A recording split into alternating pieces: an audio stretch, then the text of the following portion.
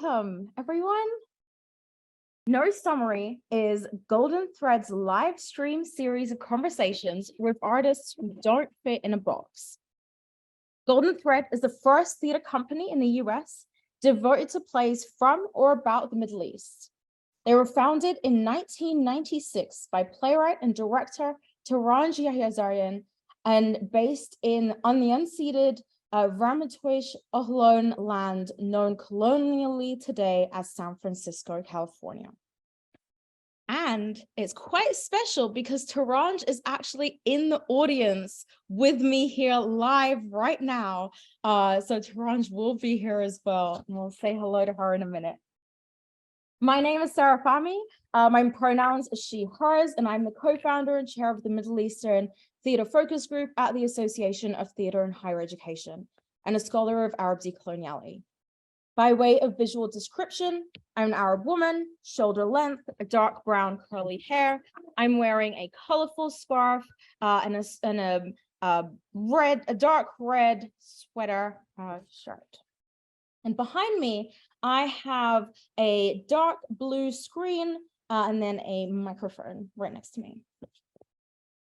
I'm joining today from the Middle Eastern North African Theatre Makers Alliance convening. So the MENATMA convening happening right now at the Arab American National Museum, which is on the unceded lands of the Anishinaabeg, Miamia, Mississauga, Ottawa, Peoria, and Potawatomi nations colonially known as Dearborn, Michigan. A little bit about MENATMA before we get started. MENATMA is a national movement that was created in 2019 after several years of individual advocacy efforts by some of the most leading figures of MENA theater and Middle Eastern companies, Golden Thread being one of them. And currently MENATMA is working towards creating an organization as a 501(c)(3). Before I introduce you to our panelists, I want to have a very warm welcome to the folks who are also in the audience. I am here in person with some people from MENATMA as well. So even though this is a Zoom session, this will also be hybrid. So today's No Summary episode is titled Critiquing the Critics, the Reception of MENA Productions. And for this conversation, I'm delighted to welcome two theater performance professionals, Malek Najjar and Kareem Fahmy, who I'll introduce in a moment. Today's discussion will focus on the reception of Middle Eastern North African productions in the US by theater critics. And before I introduce our panelists, I would also like to take a moment to welcome folks who are joining us here on Zoom, as well as those tuning into the live stream on HowlRound. Those here with us in the Zoom room, please feel free to utilize the chat function to post your comments and questions throughout the conversations, and we will leave approximately 10 minutes at the end for a question and answer. So without further ado, it is my great pleasure to be joined today with Malek and Kareem. So I'll introduce them briefly. Please feel free to also add to your bios after I'm done. So Malek Najjar is an associate professor of theater arts at the University of Oregon. He's a director, playwright, and scholar of Arab American and Middle Eastern American theater, a founding member of MENATMA, and the author of several books, most recently, The Middle Eastern American Theater, Communities, Cultures, and Artists. And then our other panelist is Kareem Fahmy, a Canadian-born, New York City-based director and playwright of Egyptian descent.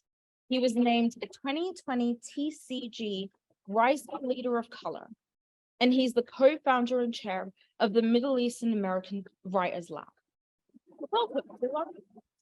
Very happy to have you, and thank you for those of you introducing yourselves in the chat as well. Kareem and Malek, would you like to add anything else to those introductions? Those are very, very brief introductions. No. Okay, well then, with that, we will dive right in. And also another thing about the panel today, it will be a little bit different from the other videos in this series, because I do have a live audience here with me at the Arab American National Museum. So occasionally I will ask a question to our panelists, and then I will also move my laptop around, and you will get a chance to see the folks who are here in person and hear their insights as well. So we will hopefully have a conversation as a hybrid conversation. Okay, so then without further ado, let's dive right into these questions. So the first thing that I'd like us to investigate is, have you noticed any changes in mainstream US reception of MENA productions over the last few years? So this can either be productions that you've worked on, productions in general, but have you, in your experience, witnessed any of these changes? And either of you can go first. Take it away, Malek. Okay, Kareem, thank you. Greetings to all of you there in the audience, my dear friends and colleagues. Sarah, thank you for hosting, for interviewing us today. And also thanks to Golden Thread Productions for inviting us to be here. As far as critical reception, we're in a conundrum. On the one hand, we sometimes get no reviews, which is extremely frustrating. Or when we do get reviews, they're often very problematic in the way that they portray our work. Or when we also get reviews, they flatten our work and take away the very Middle Eastern-ness of the work by calling them human plays. And so this kind of uncertainty in the way that we are perceived, in the way that we are reviewed, is extremely frustrating. Our plays can't seem to be taken for their own merit because of what they are and what they represent. They're often either ignored, or they're treated very badly by adding elements of Orientalism or racial profiling. Or lastly, they basically skirt the entire issues of the plays. So this becomes a terrible place to be, because it neither assists us in our mission of creating these works and disseminating them to the wider public, or it actually hurts the works in many ways because of these very confused notions of what to do. And I think it gets back to the fact that I think Americans in general don't know what to do with us, so to speak, but in the entertainment field, there seems to be just a lack of awareness of who we are, what we represent, and how we manifest that representation on stage or in film or television. So I think that this is the inherent problem I've been seeing based on the reviews I've read, the reviews I've not received, and the fact that there's been generally a frustrating incongruence. And I think it goes all the way back to the very early Arab American writers. I mean, if you go to a bookstore and you look up Khalil Gibran's work, you find it under spirituality, metaphysics. I mean, why? He was a poet. He was a novelist in his own way. Same thing with Amin Rihani. So it started way back in the beginning of the 20th century. They're not knowing what we were and what to do with us. And sadly, it's going on today. And I think that becomes the crux of the problem that we're facing right now. Mm-hmm. Yeah, Malek says a lot of interesting things. I mean, I to offer, I wouldn't say a different perspective, because I agree with a lot of what's being said. I mean, the thing I would want to sort of celebrate is the fact that, in my experience, having worked as a Middle Eastern, I mean, being a Middle Eastern theater artist, right? But like being very actively involved in, being a director and an advocate and now a playwright, it feels like when I first, I guess you could mark the beginning of my professional career, like let's say when I finished graduate school back in 2007, just to be really blunt about it, right? So when I think about the fact that back then, all of the work that I was seeing, I live in New York, and a lot of my practice has been New York up until now, that there were, anytime I saw characters like myself reflected on stage, they were not even being written by members of our community, right? So, and the fact that like in these intervening years, it's now becoming not overwhelmingly common, but certainly increasingly common that we actually are seeing our community attaining productions. Like I really note the fact that, last season in New York, there were 4 plays by writers of Middle Eastern descent at major off-Broadway theaters, which to me felt like a huge sort of step forward in terms of the representation of our voices, right? So, what I want to celebrate is the fact that the work seems to be happening on an increasing level, and being represented at theaters, of different sizes, traditionally white theaters, predominantly white theaters. So that to me feels like the beginning of a successful journey, or the evolution of a successful journey, that our voices are being seen and that our work is being represented, right? And then I do find it interesting, right, that in perusing the sort of critical response. So again, I'll to be really sort of practical, I'll reference the shows that I saw by members of our community in New York last season. Mona Mansour's Vagrant Trilogy, which happened at the Public Theater. There were 2 productions by Sanaz Tusi, wonderful Iranian writer, one at Atlantic Theater Company and one at Playwrights Horizons, and then Sylvia Khoury's play Selling Kabul, which was also at Playwrights Horizons. What I find interesting about the sort of, let's say, critical response of those, at least here in New York, is that this is largely the first time many critics are encountering work from our community. This is the thing that I now am facing as a writer. I mean, I happen to be in a very interesting and wonderful position that I'm having several productions of my plays this season. I have 3 plays all getting world premieres in this theater season, and there's a total of 8 productions of my work happening. And out of those 8 productions, I believe, I could be wrong about the math of this, but I'm pretty sure I'm not, that 6 of the 8 producing organizations, I'm going to be the first ever writer of Middle Eastern descent that those theaters have ever programmed, right? And we're talking about certain theaters that have been programming work for 30, 40, even 50 years, right? So I actually really had to spend a lot of time thinking about that, that yes, it's a win, let's say, right, for the community at large that my work now gets to get represented, right? But like, why is it that in 22 and 23 that I get to be, the first Middle Eastern writer that these theaters have ever programmed? So not necessarily to give the critics the benefit of the doubt, but to name the truth of the matter, that sometimes there might be critics who are actually encountering the work of a Middle Eastern writer at a specific organization or theater for the very, very first time, right? So when I contrast that to, let's say, our sister underrepresented and misrepresented communities, some of those communities have a longer history of theater happening in predominantly white institutions, so that critics might have a different context for that work. They might be able to look at the work of Jackie Sibley's Drury or, Jordan Cooper and put it in relationship to, African-American writers that have come before them, right? What context do they have for me and my work? What context do they have for Sanaz's work, So while I absolutely agree with Malek that sometimes those reviews sort of might flatten, right?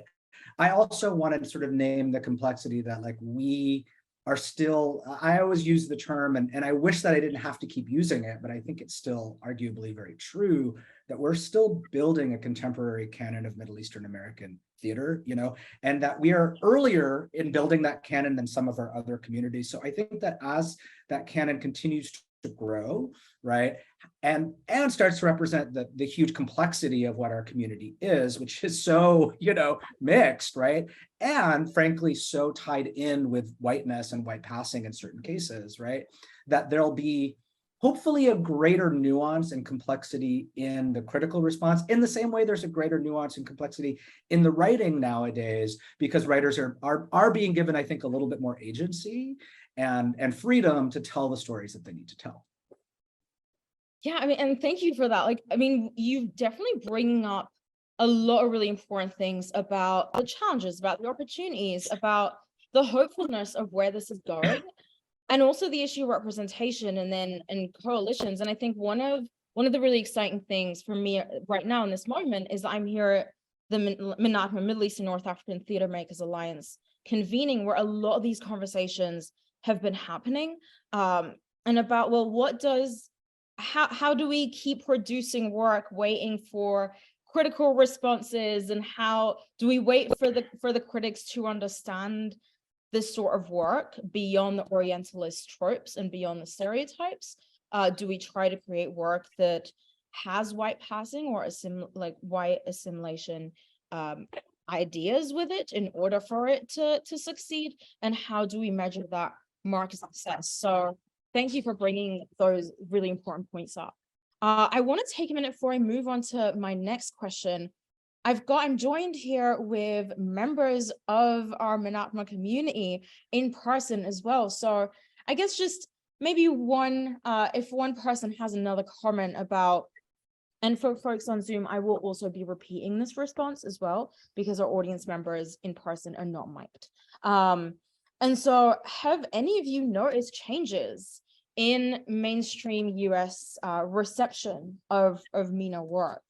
And perhaps just like in 1 or 2 sentences, if anyone would like to speak on that. This isn't typically the no summary structure. However, we wanted to take advantage of the fact that we're here at MENATMA and we've got plenty of wonderful voices in the space with us as well. So anything that anyone has noticed, you don't have to all jump up or speak at once. And also, if you would like to wait to be invited into the conversation until a later point, that is also welcome.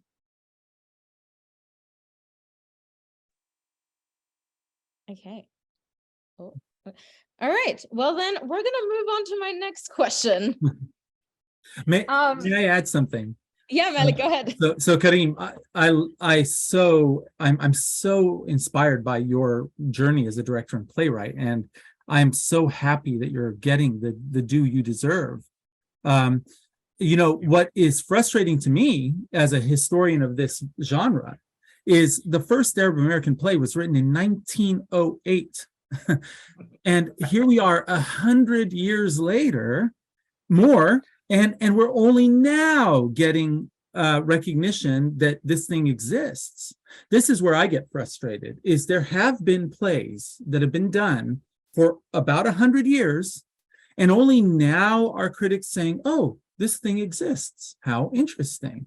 That is my frustration, is why were we basically erased from theater history for all of this time, ignored for all of this time, and only now in the 21st century, 22 years into the 21st century, are we getting this kind of reception that you're talking about, Kareem. So I agree with you. It's wonderful. It's great. We're finally getting productions. We're finally being recognized. But I find it baffling that theaters have only now, at this moment, had their first Middle Eastern American playwright on their dockets. So this is where my frustrations as both a theater maker, Arab American theater maker, and also as a historian and critic of theater, become very, it really does upset me.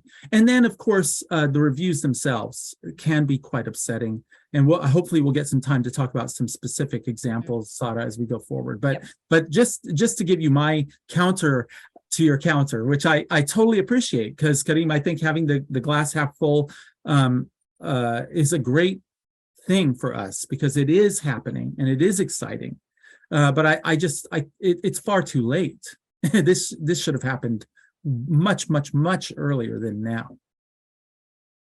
And it's a grueling process, especially since we're still seeing this recognition in certain theater hubs or the big cities. And we're still fighting for just sheer existence of, hello, this is Middle Eastern theater is a thing. And it has multiplicities, and it's multilingual, and it has multiple diverse representations. And so we're only just scratching the surface with that. So I guess my second question, feeding off of Malek, I guess your last point, what are the different considerations, if any, that either of you have had to take into consideration when producing plays for companies that are on the one hand, exclusively dedicated to the production of MENA work, so Golden Thread as an example, versus a company that is only just beginning their encounter with Middle Eastern theater productions. And I guess, for example, to what extent do you, when you're working with the exact same play, maybe these two different companies, do you take the white gaze into consideration with this work and with the reception of how it will be received?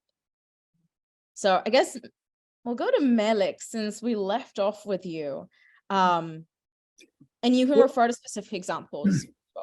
I'll give you one example that Ismail Khalidi told me about when his play was produced at a non-Middle Eastern American company. He was, very happy that the play was being produced there. It was a solid production. As he walked up to opening night, there was a banner above the theater that had the name of the play in Arabic, but with all the letters disconnected. That's a mistake. that is not taking your audience into consideration. There was an attempt was obviously made, but it was a very bad attempt. I think that when we are trying to work in these companies that are not devoted to Middle Eastern American work, we need to be very clear with them that these are plays that are specific to these cultures and these communities, and that special consideration must be given. And you can't treat it like any other play by Williams or Miller or Shakespeare. It is wholly different, and it deserves a different treatment. Therefore, you avoid, if you're working with designers that are not Middle Eastern, you avoid, say, Orientalist tropes in design. When you're working with actors, you avoid having them misspeak the language, whether it's Arabic or Farsi or Turkish, whatever it may be. You try to avoid the pitfalls that these plays can often these productions, I should say, can fall into. And as playwrights, I think it's incumbent upon us to just insist on not allowing that to happen, because when it does, it's really defeating, and it really makes the audience feel like they're being taken for granted, in my opinion.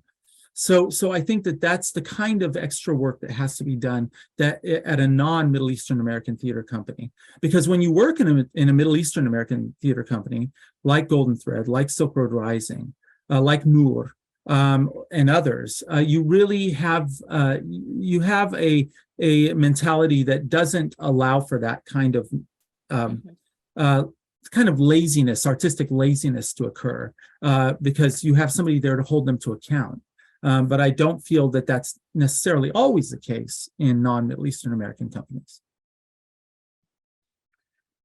I have a lot to say about this topic, because I'm like in the throes of it like right now, and I'm learning a lot, and it's a really helpful learning experience. And I have to, your question, Sarah, really makes me reflect on something that now, in looking back on it, I feel so grateful that, my, in a way, journey towards being a playwright, which I am now alongside being a director, actually really did start out of a relationship with a Middle Eastern theater company, Noor Theater here in New York, because they were the first theater to essentially commission me as a playwright. I mean, they actually commissioned me as a director, but in doing so allowed me to and encouraged me to write a play, which became sort of what I call my first play, even though I'd written other plays as a youth. But, the first sort of play that I produced in any way professionally in New York, and sort of launched me into a career of continuing to write plays. And in that case, that I was working with, a Middle Eastern theater company that had all of the cultural knowledge and cultural context to support the work that I was doing. And I like, in a way I took for granted at the time, because I was like, well, they know me, they know everything about the culture. And then, subsequently I've worked, almost exclusively in predominantly one institutions. I have directed a workshop at Silk Road Rising in Chicago, and I haven't yet had the opportunity to work, formally with Golden Thread, but I know that will change one day. But, so my experience has been in PWIs as both a playwright and as a director, right?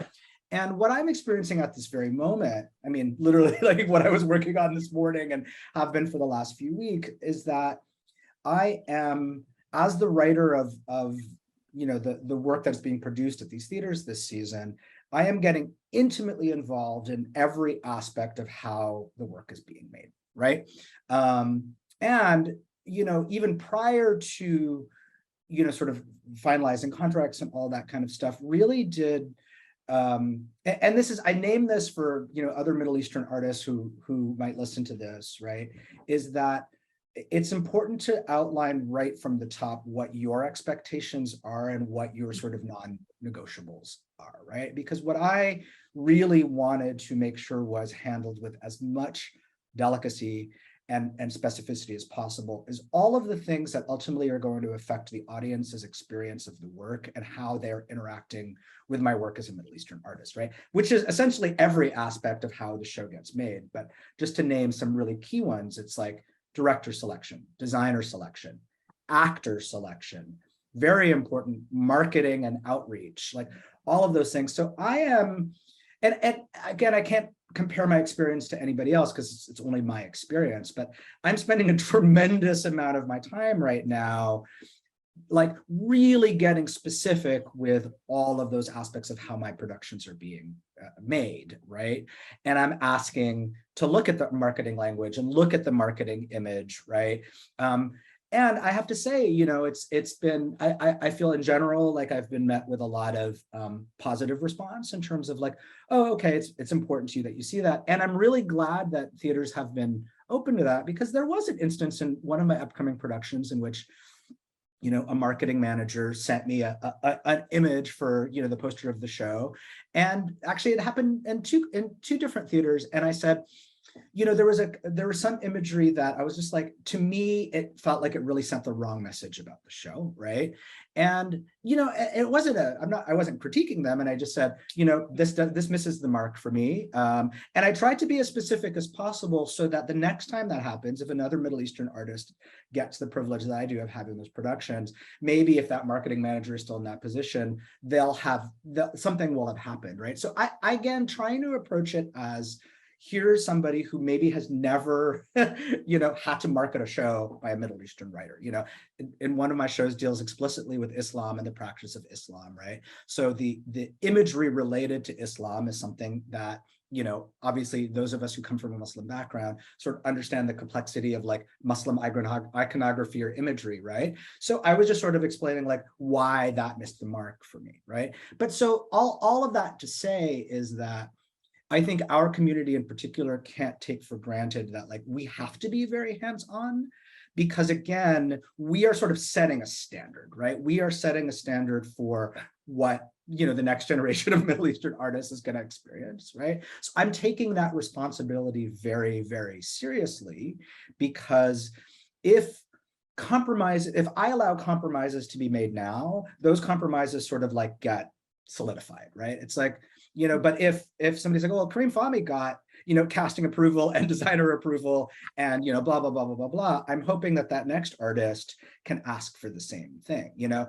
but just say to not take for granted that those things will be granted to you, and not that I had to fight for it, but, there are a couple of times where, I've asked a question and somebody's like, oh, no playwright has ever asked that question before. And I was like, well, that shows that, there's a different level of commitment, I think, that we have to make. And it is, I'm not going to lie, every once in a while it feels a little like burdensome, like when we're talking particularly about, talking about the complexities of casting and talking about, how we're holding space for complicated conversations. But I do think we're at a really interesting moment in sort of the present and possible future of Middle Eastern theater, right? Where we are starting to see, a broader complexity of stories being told, a more diverse roster of artists. I think some very interesting plays as well that are emerging from some of our more established playwrights and some of our earlier career playwrights. But it's when those shows move into production, which is ultimately how the audience is going to be experiencing them, right? Because again, I think of literary theater, it's not a literary art form, but an art form that is about production, right? I do think that it is the responsibility of the artist, right? The generative artist, in this instance, I'm talking about myself as a playwright, to be very hands-on in minding how those things are made. And I try to go into all of those situations with good faith assumptions, right? That, if the theater is programming my work, they want to do it well. And that if I can help them do that, and also sort of help open their eyes to how all artists should be supported, regardless of their, racial or ethnic background, then, I'll have done sort of a net good for the field. But it is, let's say, maybe more work than some people who don't come from our community might be facing in those same situations. Yeah, Kareem, I faced a similar situation in publishing. So when my book came out, Middle Eastern American Theater, the marketing department sent me a photo of a production of Pera Palace that was done in Britain. And I was horrified. It was so Orientalist, so wrong, and I had to face that moment of, what do I say? Because the marketing manager was so excited about the image.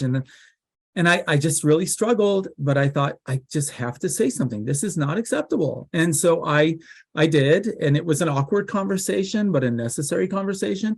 And we finally were able to get one of Taranja's productions placed on the front cover instead. So yeah, I think that we all need to have uncomfortable conversations with these publishers, producers, theater companies. It behooves us to do that, even as awkward as it is, as difficult as it is. But yeah, as you said, Kareem, it sets the stage, so to speak, for future productions, and allows for less of that kind of, again, just mistaken identity that could occur if we don't say something. So that is part and parcel of the work, and it's unfortunate we have to do that. I mean, people who produce, I'm sure that people who produce plays that are not of an experience other than the mainstream American experience usually don't have to do this at all. This is not even their problem. But for us, it's an extra burden, and one that we have to take on. So I'm going to complicate that a little bit, specifically in relation to the reception by theater critics. So you've both spoken to this, and it's such a fatigue. It's like this unspoken, invisible labor that happens, that goes uncredited, that nobody often thinks about, except those of us who are in the room. So MENA theater makers who are trying to make this happen. And it's often like, well, who has that burden of educating and kind of undoing that racism? Why is the undoing of racism falling on the shoulders of those who are impacted by it and those who are oppressed by it? And so this is a whole other conversation of that, and something that I keep thinking about in terms of agency, in terms of how we as playwrights, as directors, as actors, as people involved in marketing, have that agency and begin learning how to take that agency. One of the places, and please challenge me on this if I am incorrect, but I don't know how much agency playwrights and directors might actually have when it comes time to a theater critic. Because a theater critic comes in and you can't, and they have their own views and they have their own perceptions. And so I guess this opens up a further conversation of how many theater critics of minoritized backgrounds are there? How many theater critics of Middle Eastern, North African descent are there out there? And if the answer is none or very limited, then how do you think we can prepare ourselves for, or to have more Middle Eastern, North African theater critics? Because I don't know that we have agency once it's out there, because it's their opinion. But isn't that what criticism is, right? I mean, like, I've been thinking a lot about this question, right? Because I was like, what am I going to say about criticism, right? And I can't help but go right back to, and I mean, this conversation is coming at a really interesting time in that I just, closed my first ever, fully professional production as a playwright. So essentially the first time that my work as a playwright has been, subject to criticism, and I got a bunch of reviews, right? So, any playwright, playwrights out there will agree, like any playwright and I think this is much more true for a playwright than being both a playwright and a director. I sort of feel, I felt it in a very, very different way as a playwright than as a director, right? Because as a director, well, anyways, for obvious reasons, right? But as a playwright, I'm like, okay, I am telling a very, specific story that is dealing with, so, my play Dode and Diana has an Egyptian character. I'm from an Egyptian background and a white character, right? And there are some, let's say very provocative at times. And to me, I think very sort of like darkly funny looks at like what it means to be a Middle Eastern American artist, because one of the characters in the play, the Middle Eastern character, is an actor, right? And I was reflecting actually to an Egyptian colleague of mine who's an actor who saw the show. I was having a coffee date with him the other day, and I was there when he watched the show, and he was able to sort of read and receive that use of humor in such a specific way that non-Middle Eastern people, largely were incapable of, right? So to me, it's still a net win, because I'm like, well, I didn't necessarily write the play for that white critic or that white audience. And maybe in a way, at least those moments were, you call them an Easter egg for that, that's kind of specific audience member, right? But I know that my work had the intended effect, because that actor, that person, that audience member was able to really understand what I was doing, And I read, people are like, don't read your reviews, don't read your reviews. I was like, okay, look, this is the first time this is happening to me. So I'm going to read these freaking reviews, because I really wanted to learn something about what it means to be a playwright in conversation with critics, right? Because I remember something that I learned when I was a young theater maker that I want to believe is still true, right? But it was from a very sort of, hopeful place where they talked about the triangulation between the work of the theater artist, the audience, and the critic, right? And that it's a triangular sort of conversation in which the critic is actually performing a very important function for sort of a translation of the work from the theater maker to the audience, right? Now, what I would argue that it's less about, let's say, the racial background of a critic, the sort of gaze of the critic, because I think that's a pretty broad approach. It's the fact that theatrical criticism in this country in general the quality of it has really plummeted over the last several decades, right? And that the art form of criticism isn't being celebrated and taught. And therefore, I think that what I perceived, right, and even some of the, let's say, more reputable publications that did review my work, is that the quality of the criticism itself felt to me very kind of lacking. It lacked in just a critical response, period, sort of irrespective of the sort of my work as a Middle Eastern artist, right? So I will be very sort of curious for myself to track.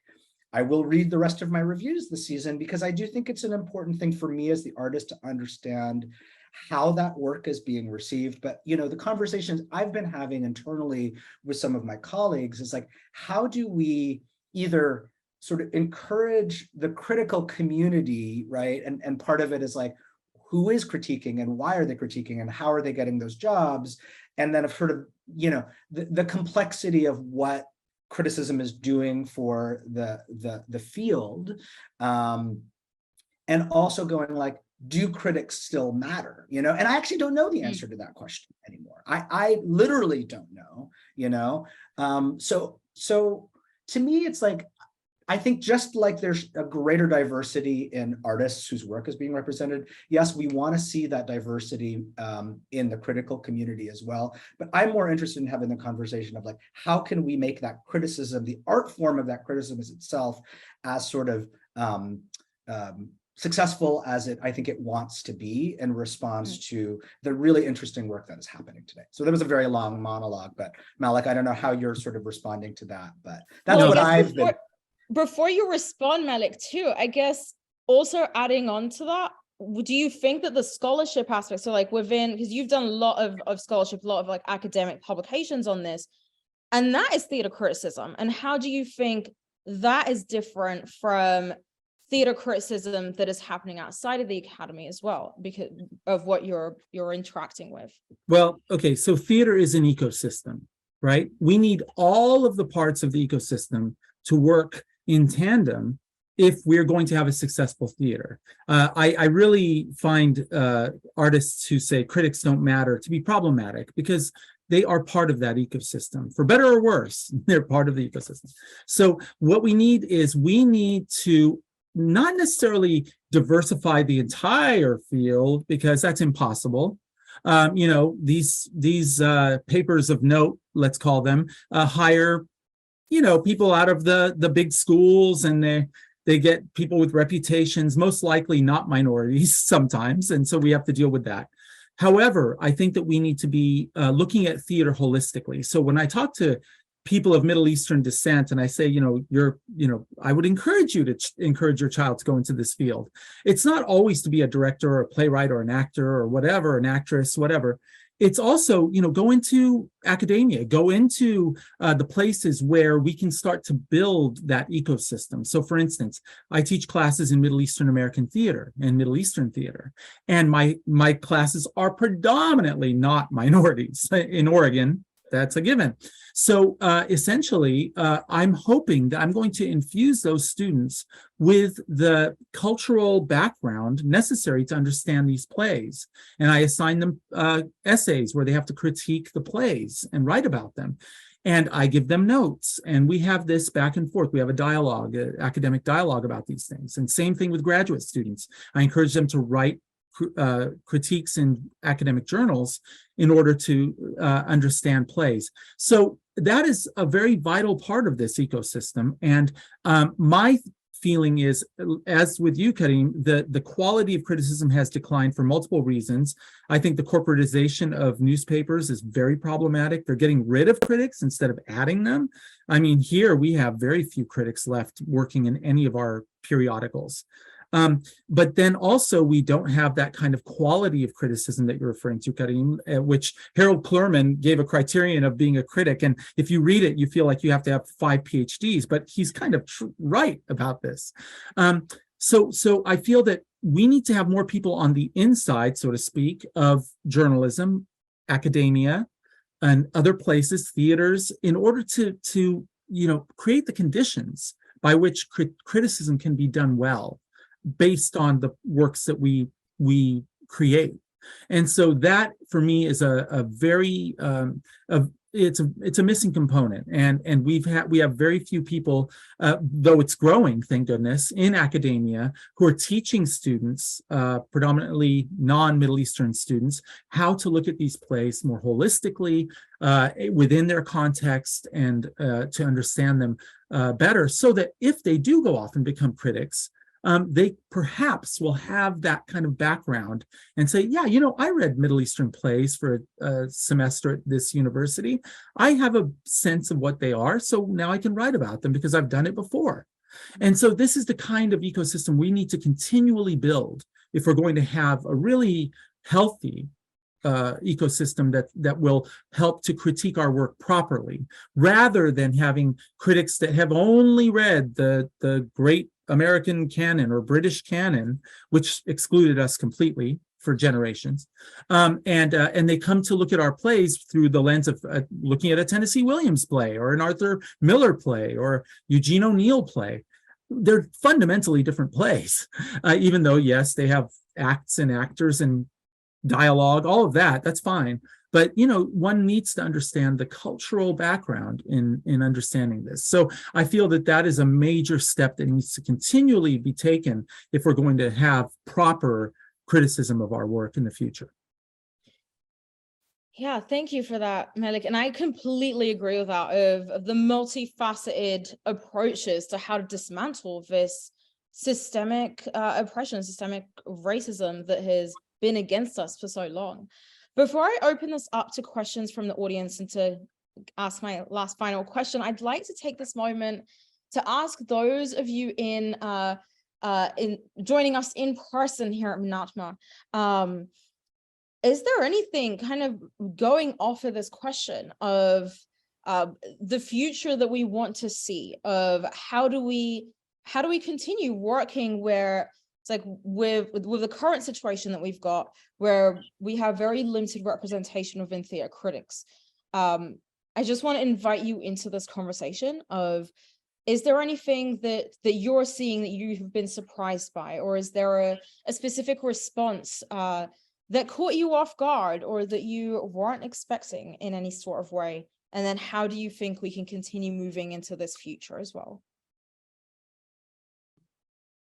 Sarah, as you wait for that answer, can I bring up just a few interesting things I've noted in my research into this particular field in preparation? First of all, Jamil's conversation about heady vice.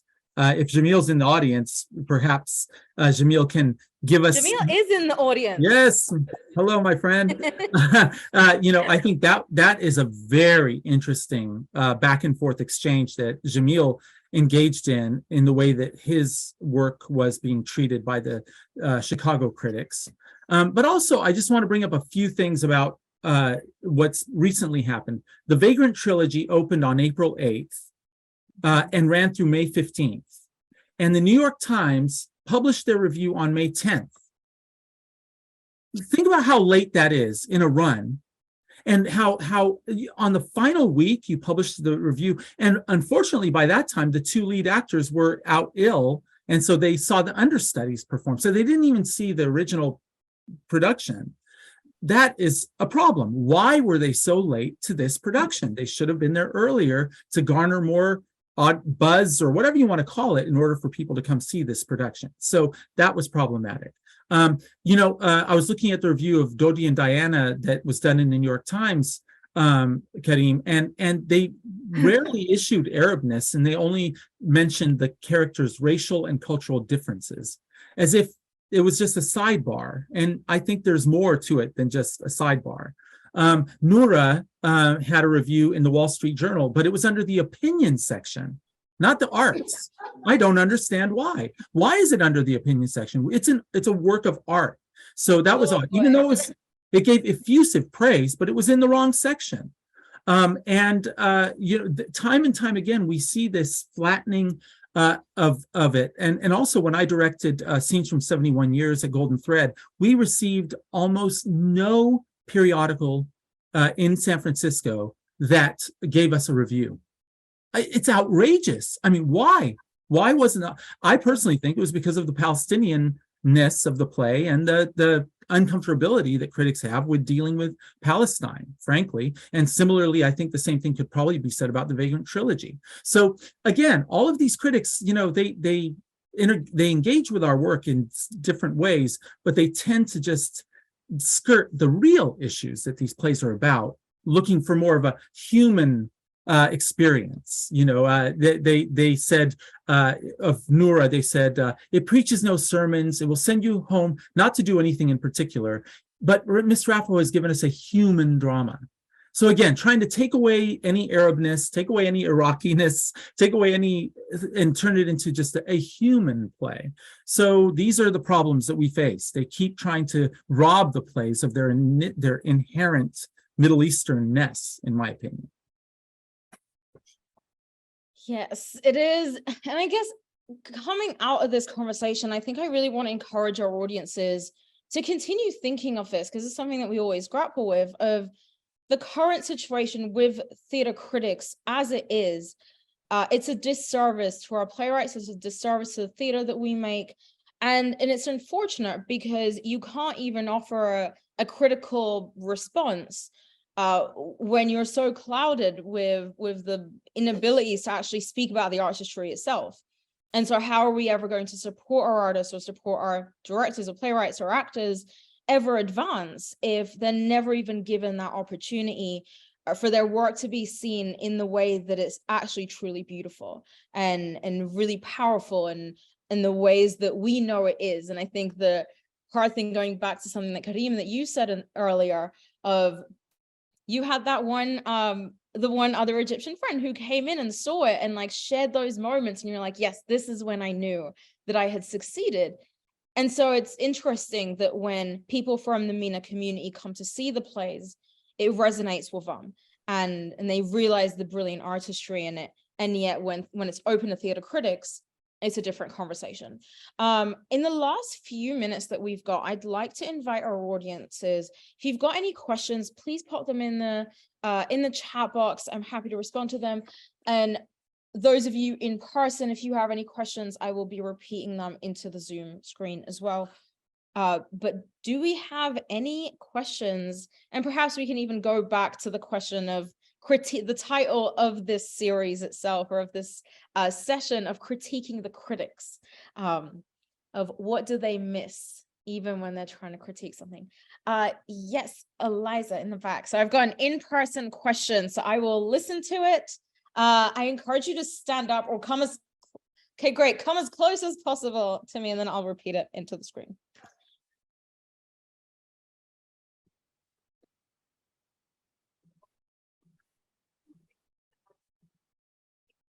That are not Middle Eastern work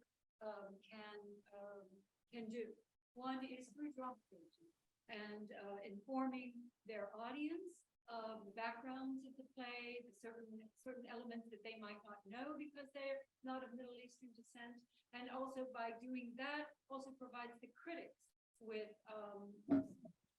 information that they might not, because I think a lot of critics today, I don't know, they don't do their research, and I think they need to be encouraged to do so. So by having a dramaturg on hand to help facilitate more information about the world of the play would be tremendously helpful. And I also think cultural advisors are absolutely mandatory for theaters that have never done this kind of work. I know personally from a production of my play that I did in a theater, that when I walked into the theater and saw the set design, it was absolutely nothing like what I had written. And I had a choice to make. Do I go with that because I respected the director and hoped that what could I learn from it, which is the choice I ultimately did make. But it wasn't the play I wrote. It was completely changed from this director's point of view. So I think having those kind of two things, cultural advisors and excellent dramaturgy to help support the world of the play, would make a great difference, because our writers today are not educated, a lot of them. Oh, yes. I mean, our critics. That's what not our writers. And I take it from seeing your responses that you could hear that clearly. That is absolutely correct. Yes, yes. We need, theaters need to invest in our plays outside of just picking a play by a Middle Eastern American playwright. They need to invest in a dramaturg or a cultural advisor or both. I completely agree. Or an assistant. How about an assistant director? You know, that could help. Those kinds of things are necessary. They're crucial for us to have proper dramaturgy for these works, and I feel that theaters tend to, they want some of us, but not all of us, right? Mm-hmm. I'll take your play and I'll take your playwright, but the rest of the crew, the staff will be, or the production team will be our regular production team, and frankly, that's not acceptable. It's almost like they're trying to check a box by saying, there we go, we've done it. And ultimately, when then funders look at the theaters, or when audiences are coming in to look at the theaters, what they'll see is oh, well, Kareem Fahmy was produced here. Great, they did the thing, they're diversifying. What they're not seeing is the behind the scenes and who is involved with how did it actually come to fruition. I've got two other questions. Follow up with Three. Can you hear Taranj? Did you ask for a cultural consultant, or were you ever offered that option by the 8 productions you're having currently? Yeah, I mean, you know, I have a complex feeling around cultural consultancy, having been a cultural consultant myself, right? And so what I've been sort of endeavoring for is more sort of culturally specific dramaturg. Because I think, to me, because these are world premieres, the most important thing is that what's being held, the space that's being held in the room is so that the artists of Middle Eastern descent, myself including the actors, because of course all of these plays feature roles for Middle Eastern actors, are able to have a sort of complex and nuanced conversation around it. And then what I've been less involved in, but hopefully will be increasingly involved in is also having sort of cultural connectors in each of the communities where the work is being seen, so that sort of audience engagement component is also dealt with. And so this is again a learning curve for me, but having been a cultural consultant myself, I think what the theaters tend to really want to prioritize, which I actually agree with, I'm talking about the PWIs, is community engagement because they haven't engaged with our communities before. And I think that's so much better done on the ground from people who are already represented in that community. So bringing in a cultural consultant from the outside to work on the community engagement component has, at least when I've been asked to do that, has been proven to be very unsuccessful. So, similarly, what I was talking about before, what I can control is how is the art made and what is story is the art being told. So what I've been really advocating for is culturally specific dramaturgs and making sure that people who sort of represent the cultures in the story are actually represented in the room. Thank you for that. I'm going to go to Jamil, and then I'll go to a question in the chat. And then one final question, and that will be our time. Oops. So I just want to build on what Malek had said about our experiences. So Chicago has a long history of racist critics. And I'm not just talking about critics who are subtly racist in their reviews, but just, people who sort of see it as their role to gatekeep in a certain way. And the critic who Malek had mentioned had, a history of attacking any work that had, any association with Arabs or Middle Eastern people or Muslims. And, we stood up to her and we pushed back, and we paid an enormous price for that. And I probably don't even know the extent of the price that we paid for that. But I think it's so important for us all to remember that we can push back, we can call out a critic, and we can refuse to deal with a critic. And fast forward a number of years, what happened in the Chicago theater community was artists were demanding that she not be invited to openings. And there was a very strong collective response on the part of the community, but particularly artists of color, or overwhelmingly, let's say, artists of color, who said, we will not accept her in the audience. And so, it is not an easy fight to fight, particularly at that early time when everyone was telling us, do not do this. Are you crazy? You're going to, all of that. But I think we cannot lose sight of the fact that we don't have to tolerate that. Mm-hmm. We do not have to put up with that. And I think that also speaks to the true strength of coalitional building. And this is why an organization like MENATMA is really, really exciting, because it gives us that agency of connecting playwrights, directors, production companies from all around the country to be able to stand up together and not just as isolated voices and get the backlash as one individual, but rather as this is the statement from the entire community. I want to go to a question in the chat and then one final audience in-person question.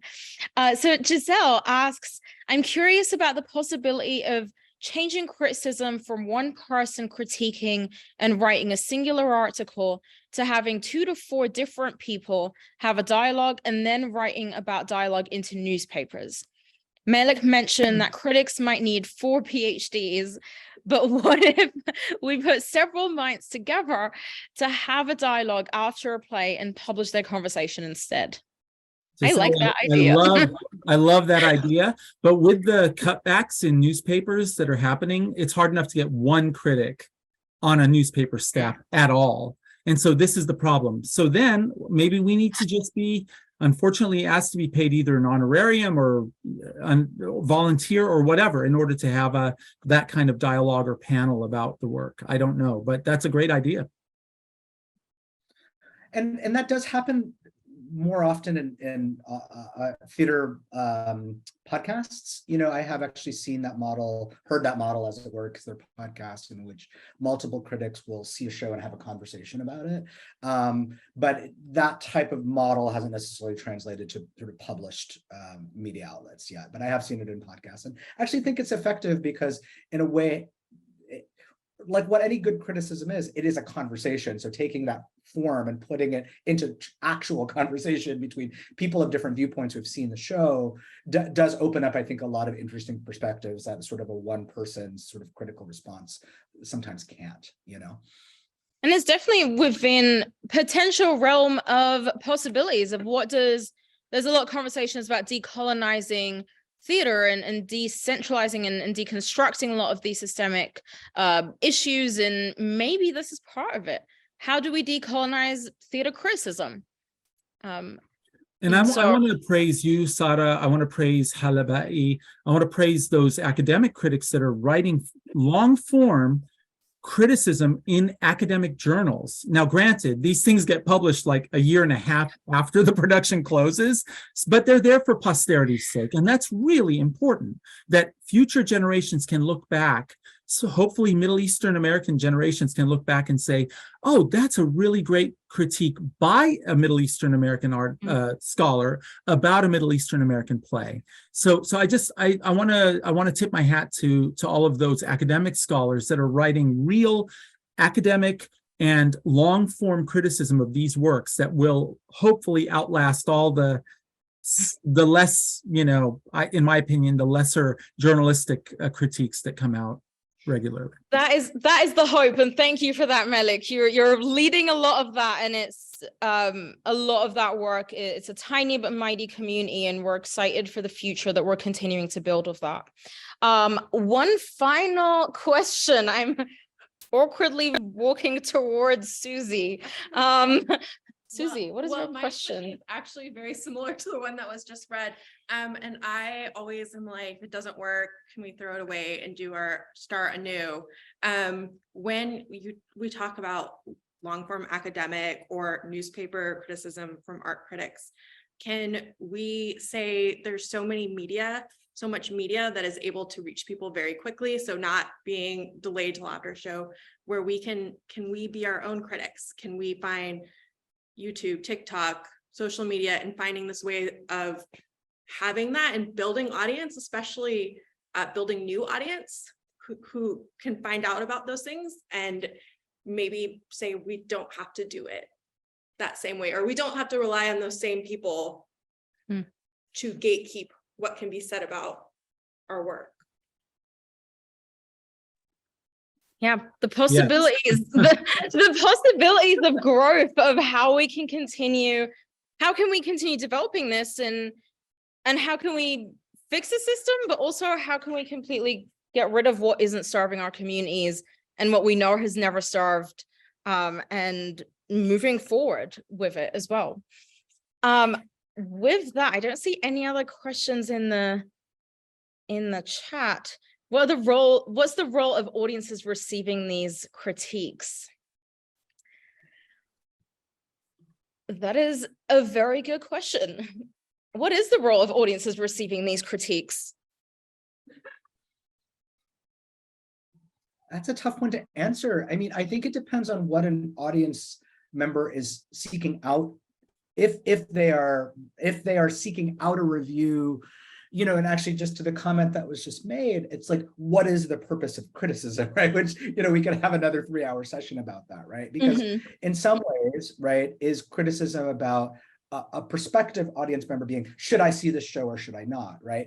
Or is it actually a tool for, let's say, an artist to, and this is why I go back to my point about like the art of criticism and the function of criticism, right? Like if I can learn from a critical response that if the intended effect of my work was named, acknowledged, and then criticized, right? Then that piece of criticism is actually providing a very important function to me as the artist, right? Which I think in a way is sort of the what criticism was actually meant to do, is like, analyzing the intended effect of the piece of art, right? And whether from that critic's expert opinion, whether that is happening or not. I think what is sometimes problematic is that we're also sort of conflating criticism with like audience engagement, right? And I often bring up this point in relation specifically to theater criticism, right? That, you know, like let's say in the ecosystem of new plays here in New York, there is essentially one publication that sort of holds the future of so much of what a play can be, which is the New York Times, right? And one of the conversations we've often had is like, why is one publication, you know, granted that much power? Whereas let's say in the film industry, if, you know, A.O. Scott says, you know, this film is a masterpiece, you know, that film could still bomb, right? Or if A.O. Scott says this play is a piece of crap, this movie is a piece of crap, people might still go and see it, you know, like people are going to see whatever, you know, a superhero movie, even if A.O. Scott thinks it's crap, right? Whereas, you know, what happens in theater when one critic is saying this play is the most important play of a generation, and therefore that, you know, makes a playwright's career, that's one person's opinion, right? So again, it's like, what is the intended effect of criticism, right? Both intrinsically and extrinsically, right? And that functions very differently depending on what market you're talking about, what publication you're talking about, the intended effect. So it's actually a very, very sort of complex issue in terms of like how criticism affects our work as theater artists, right? And what it's doing in the individual markets. Yeah. Absolutely. Yeah, maybe we need a website like Rotten Banadura or something. You know, we can bring all these critiques together. The problem is we don't have that many. You know, I mean, in the film, if you look at Rotten Tomatoes, there's like 30 critics, and you can read a diversity of criticism and make your own mind up. With us, we literally might have one, two critiques out there. And so maybe there might be a way that we can try to find a way to have more voices brought together. I mean, what about the idea of us filming our productions only for a group of critics that are across the country that are in the Middle Eastern American community? And so everybody can write these critiques and post them somewhere, or, you know, create our own journal or something. You know, that might be a way of doing this. I don't know. But yeah, I think, Kareem, we need that. We need more. We just need that diversity of voices and multiplicity of voices, the way the film industry has. We just don't have it right now. And I think that really injures us. And it doesn't really help us to raise all the boats, so to speak. I am so sad that we are going to have to cut this conversation over here. I feel that we have just only scratched the surface. And I think that this is, we're unleashing a new possibility, and we're having these wonderful conversations. And I'm really excited that we're having them during MENATMA's convening as well, because I think that we have the capacity to shape the future of theater. And maybe it's on digital realm. Maybe that possibility that you just envisioned, Malek, is not actually that far away from us. So we could actually, it is within our grasp. And through coalitional building, we can do that. I want to thank you again, Kareem and Malek, for joining us today. Thank you so much. I want to thank my in-person audience. It's been an absolute pleasure having both of you here. I'm also so appreciative of our audiences on Zoom for being here. And as always, I want to thank Wendy Rice for your technical support, and to the rest of the Golden Threads small but mighty team, Sahar, Michelle, Linda, Sheila, and Naveed. We could not do this without you, without your continuous support. I would also like to thank HowlRound for hosting this live stream event. And a recording of this session will be available on both HowlRound and Golden Threads websites. So last but not least, thank you again so very much. And Heather, of course, thank you so much for that. And I hope that you have a wonderful rest of your day. And please check the MENATMA website and Golden Threads websites. If you would like to continue being a part of this conversation, we would love to continue engaging you. So thank you again, and have a wonderful rest of your day. Thank you.